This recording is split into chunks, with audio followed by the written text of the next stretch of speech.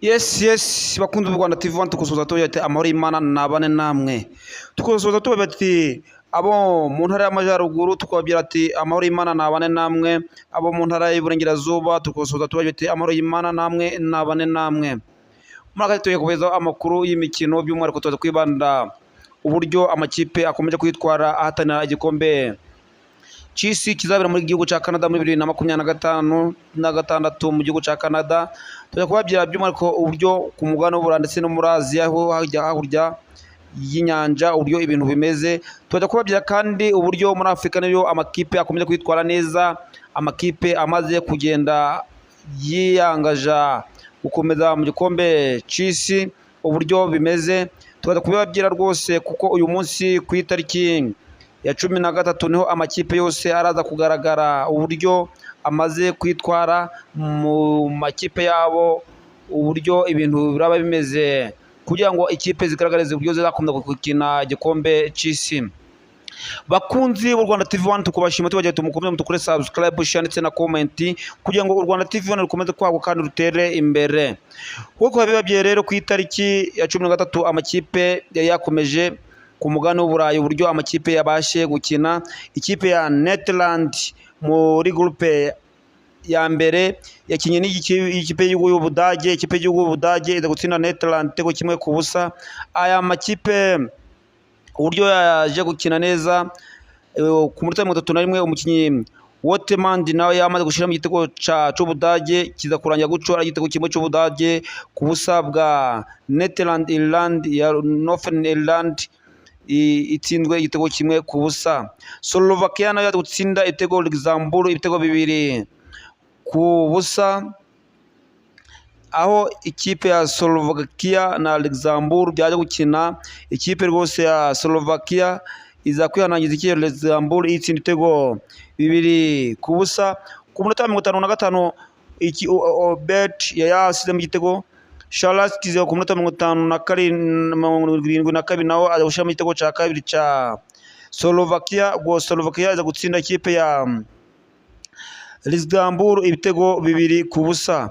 Mwiri tsinda rya mbere ikipe ya mbere ni Germany n'amanota 9, Slovakia ikaba ya kabiri n'amanota 9 nayo, Netherland Ireland ikaba ya gatatu n'amanota 6 nayo, Luxembourg ikaba ya nyuma n'inota n'ubusa nta nota na rimwe ifite.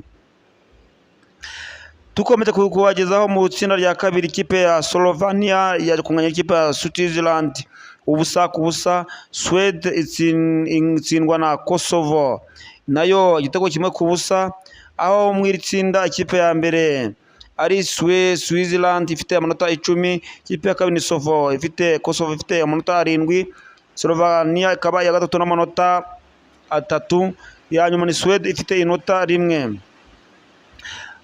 Dukomeje rero kubagezaho aya makuru ko yitwaye mu tsinda rya kane. Iceland yanganyije n'ikipe y'Ubufaransa ibitego 2-2. Ukraine nayo itsinda ibitego Azerbaijan ibitego 2-1. Mwiri tsinda rero uburyo amakipe nayo akurikiranye, ikipe ya mbere hano ni France n'amanota 10, ya kabiri ni Ukraine n'amanota 7, Iceland ni ya gatatu n'amanota 4, ikipe ya kane ni ikipe ya Azerbaijan nayo ifite inota 1. Dukomeje kubagezaho uburyo amakipe akomeye kwitwara mu gukina neza.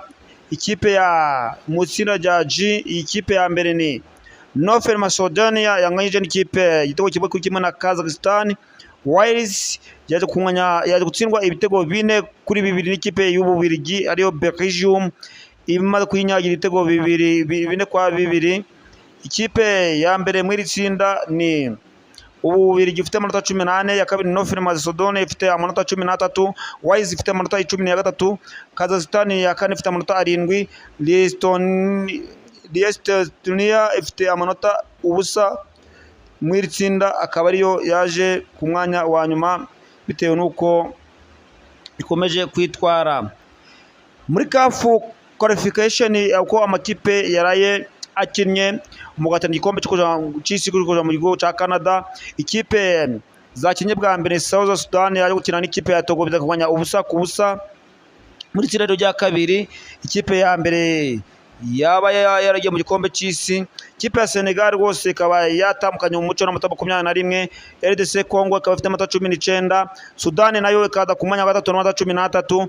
Ikipe ya kane ni Togo ifite amanota 8, Mauritania ikaba ya gatanu ifite amanota 7. Ikipe ya gatandatu ni South Sudan ifite amanota 5. Angaha mu itsinda ikipe ya Senegal ikaba ariyo yakomeje ifite amanota 21. Ikipe ya Congo ikaba igomba gusigara ku rugo. Mu itsinda rya gatatu amakipe uburyo yakinnye, ahangaha ikipe ya Lesotho yatsinze Zimbabwe igitego 1-0, aho amakipe uburyo akurikiranye muri tsinda nubwo uyu munsi ari imikino irakina.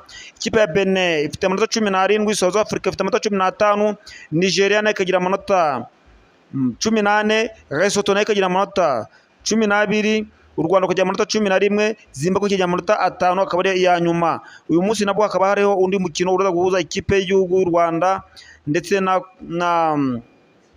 ikipe y'igihugu y'u Rwanda ndetse n'ikipe y'igihugu ya South Africa bikaza gukina muri Afrika y'Epfo, ubwo Afrika y'Epfo yaje kuba yakiriye u Rwanda.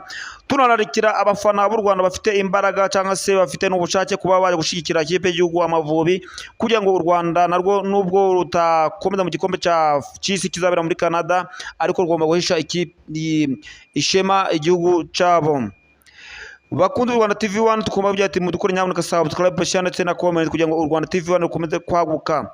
Mu itsinda rya kane muri CAF qualification nabwo Cameroon yanganje na Angola igitego ubusa ku busa. Cape Verde itsinda Eswatini cyangwa Swaziland ibitego 3 ku busa. Mauritania nayo inganya na Libya ubusa ku busa. Muri itsinda rya kane rero ikipe ya mbere ndetse n'ikipe yaba yaragiye mu gikombe cy'isi, Cape Verde ni ya mbere bidasubirwaho n'amanota 23, ikaba yanarakomeje mu gikombe cy'isi kizabera muri Canada.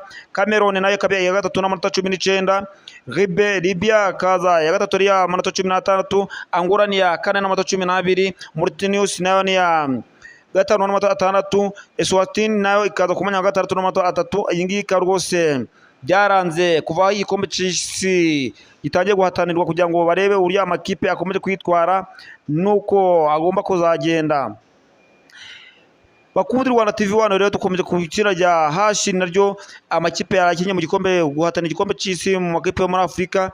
Equatorial Guinea yanganyije na Liberia igitego 1-1, Sao Tome de Principe yatsinze igitego 1 Malawi, Tunisia nayo itsinda ibitego 3 Namibia yihanangirije.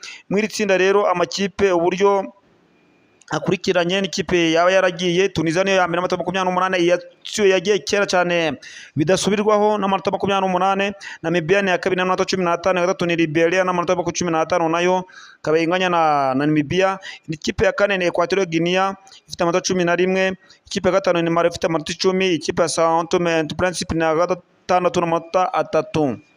Bakunze Rwanda TV1 rwose uku niko umunsi ubaye ku itariki ya 13, aho amakipe yatsindanye. Ku uyu munsi itariki ya 14 nabwo amakipe araza gukina guhatanira ibikombe by'umwaka ku mugabane w'Uburayi. Ikipe iraza gukina uyu munsi iraza guhimbura n'amakipe ku mugabane w'Uburayi. Ikipe saa 2:40 ikipe ya Espagne iraza gukina na Bulgaria. Turkiya iraza gukina na Georgia ku saa 2:45 nayo.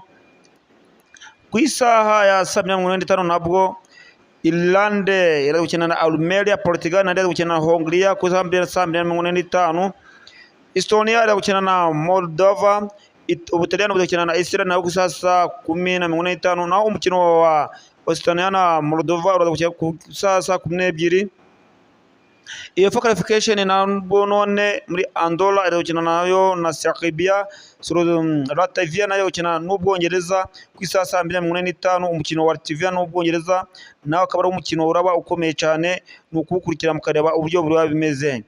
Muri Afrika naho bariyo ari ibicika nabwo CAF qualification cup ira mu itsinda rya kabiri, aho Congo iraza kwakira Sudan, Senegal kakira Mauritania.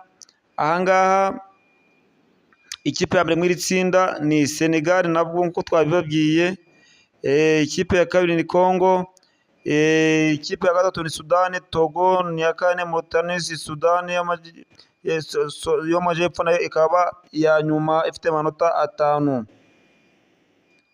muri iri tsinda rero naryo ariryo u Rwanda rurimo, u Rwanda abanyarwanda bakunda, kuko mwabibonye ejo bundi baje gukina n'ikipe kuwa gatandatu, baje gukina n'ikipe ya Benin, aho bakiriye umukuru w'igihugu cy'u Rwanda bishimye bameze neza, ariko nawe nubwo twatashe bamubabaje ntabwo byari ngombwa yuko umukuru w'igihugu cy'u Rwanda ababara, ariko byaje kuba ngombwa ko umukuru w'igihugu cy'u Rwanda ababara ko twari yaratsindiwe mu maso, ariko nta kundi bibaho. Uyu munsi niho itsinda ryacu nabyo riraza gukomeza, ikipe ya Nigeria iraza gukina na Benin ku isaha 12:00, nanone u Rwanda nabwo rugakina na South Africa mu gihugu cya Afurika y'Epfo. Bakunze u Rwanda TV1 rero rwose, u Rwanda nk'uko mubizi, nk'uko tubibaberayo, wenda probable lineup uko wenda amakipe araza gukina, wenda ikipe y'igihugu uko ipanze, umuzamu harimo Fiacre Ntwari, kuri kabiri hakaza Niyomugabo Claude, kuri gatatu hakazaho Thierry Manzi, Ange Mutsinzi gatanu, Manuel Kavita, hakaza Bonner Mugisha, hakaza Gilbert Mugisha nawo, Kevin Muhire, Bizimana Jihad, hakazaho Jojoa Kwizera, hakazaho Innocent Nshuti akaba yambaye nimero 19, akaba uraba uri kwataka. Bakunze u Rwanda TV1 rero, uyu munsi imikino irakomeza, aho muri tsinda rya aho ikipe ya Maroc iraza gukina n'ikipe ya Congo. Muri tsinda rya rero rya gatanu, ikipe ya mbere ni Maroc n'amanota 21, ikaba yarayikomeje mu gikombe cy'isi. Nigeria ni ya gatatu ya kabiri n'amanota 15, Tanzania ni ya gatatu n'amanota 10, iya kane ni Zambia n'amanota 9, iya gatanu ni Congo n'inota 1. Ahangaha rwose ikipe y'igihugu ya Maroc ikaba yarakomeje iri mu gikombe cy'isi bidasubirwaho. Mu itsinda F, ikipe ya Seychelles saa 9 mu kanya gikuba ikina na Gambia, isaha 3 Gabon izakina n'u Burundi, Ivory Coast izakina na Kenya. Naho mu iri tsinda uburyo amakipe ahagaze, ikipe ya mbere ni Ivory Coast ifite amanota 23, ahangaha Gabon nayo ikaba ifite amanota 22, Kenya ikaba ifite amanota 12, Gambia ikaba ifite amanota 10, Burundi ukaba ufite amanota 10, Seychelles nayo ikaba ari yanyuma n'ubusa. Ahangaha naho amakipe akaba akomeje guhatana kugira ngo barebe ikipe igomba kwitabira kuja mu gikombe cy'isi. Aha rwose hano bisaba kugira ngo Ivory Coast itsinde, nimara gutsinda kugira ngo barebe iyi kipe iraza kwitwara neza, kuko na Gabon ubwayo nayo itsinze Ivory Coast yatsinzwe, Gabon niyo yakomeza mu gikombe cy'isi.